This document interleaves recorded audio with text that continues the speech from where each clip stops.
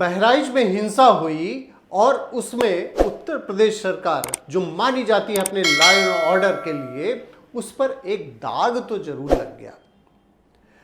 लेकिन अब उसमें धरपकड़ शुरू हो रही है और जैसा कि माना जा रहा है, जो उसमें मृतक था रामगोपाल मिश्रा, उसके परिवार के लोग भी जाकर मिले सीएम से और उनको भी पूरा भरोसा है कि उनके साथ में न्याय होगा। अब उसमें कई चीज़ें थी जो जहाँ से ये प्रदर्शन हो रहा था, लोग जा रहे थे, फिर पथराव हो गया और उसके बाद में ये सारी घटनाएं हुई। और जिस बर्बरता के साथ में मारा गया रामगोपाल मिश्रा को, वो भी ये बताता है कि कितने एक्सट्रीमिस्ट, किस तरीके से जो जिहादी हैं उनकी मानसिकता कैसी है, ये दिखाता है। ठीक है, प्रशासन का फेल्योर रहा क्योंकि उनको अगर रूट पता था, साथ में सिक्योरिटी होनी चाहिए थी, और जो इस तरफ से गलती हुई उसके बाद में उधर से भी गलती हुई, और पथराव होने के बाद में जो कुछ हुआ, दूसरे दिन भी बहराइच जलता रहा। तारीफ करनी होगी कि बाद में प्रशासनिक अमला ने जो मौके पर संभाला जाकर, ये तो तारीफ करने की वाली बात है, लेकिन तब तक बहुत कुछ निकल गया था। लेकिन इस पर हम ज़्यादा बात ना करते हुए, क्योंकि बहुत कुछ जो है मीडिया में आ चुका है, बहुत कुछ लगातार आ रहा है। जो एक्यूज्ड है इसका सलमान, वो फरार है, नेपाल भाग चुका है। जहाँ तक कि बताया जा रहा है कि नेपाल से उसके पहले से कनेक्शन थे और नेपाल में उसका आना जाना हुआ करता था।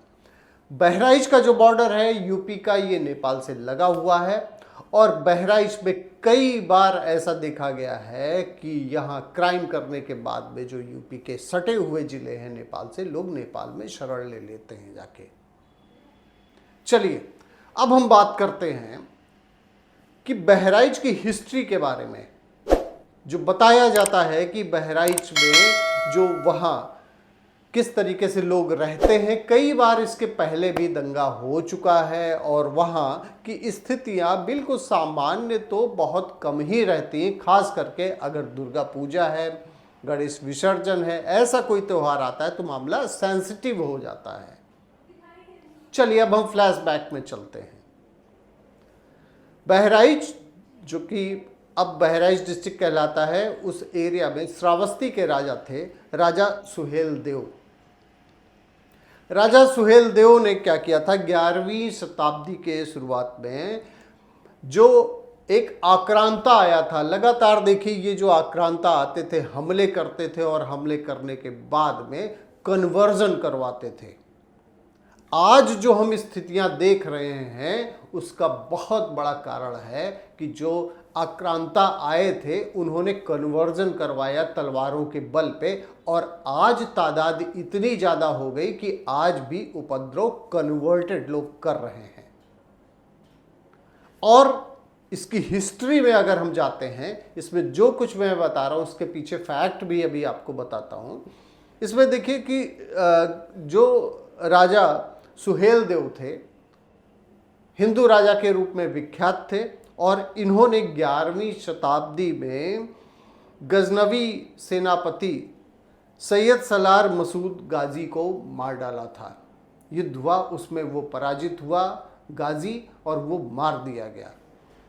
उसके बाद में क्या हुआ कि महमूद गजनवी का भतीजा था सैयद सलार गाजी, इसने आक्रमण किया था और ये जितने भी आक्रांत थे आक्रमण करते थे, उसके बाद में ज़मीनों पर कब्जा करते थे, मंदिरों को तोड़ते थे, कन्वर्ट कराते थे, सब कुछ ये सारा खेल करते थे।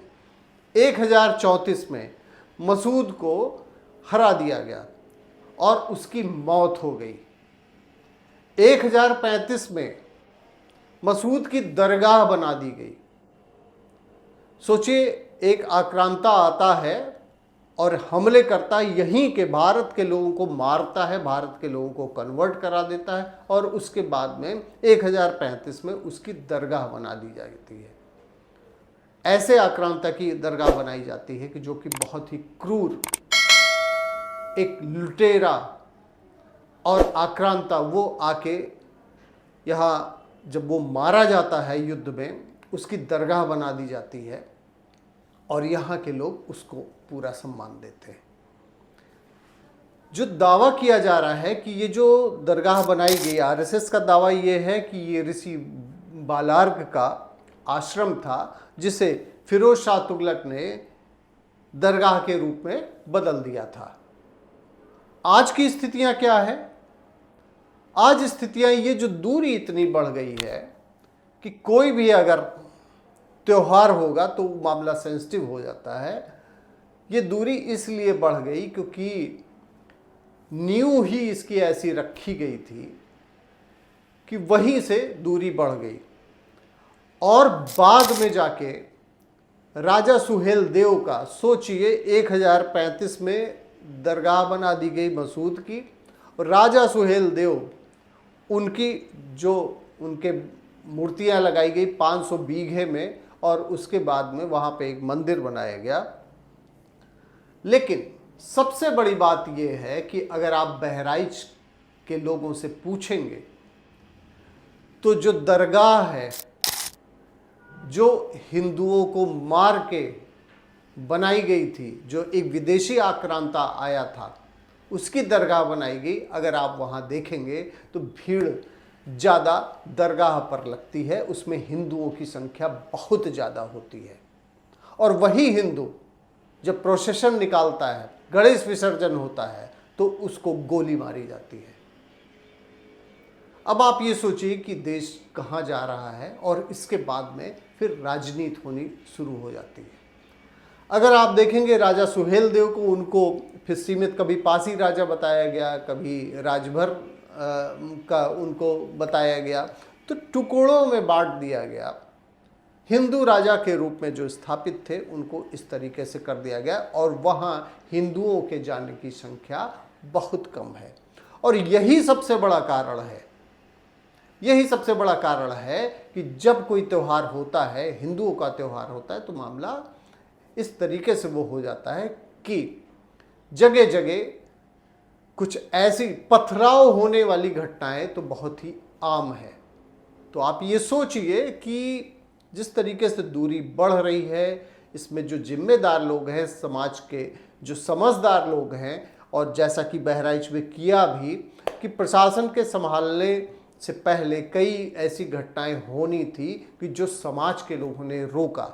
इसको समझने की ज़रूरत है, और ये वीडियो जो बताया जा रहा है इसमें इतिहास को समझने की ज़रूरत है कि हम हैं क्या, हमारी पृष्ठभूमि क्या है। तो इसको जब समझेंगे तो ये जो कुछ भी टकराव हो रहा है ये रोका जा सकेगा। बहुत बहुत धन्यवाद आपका, आपकी खबर देखने के लिए।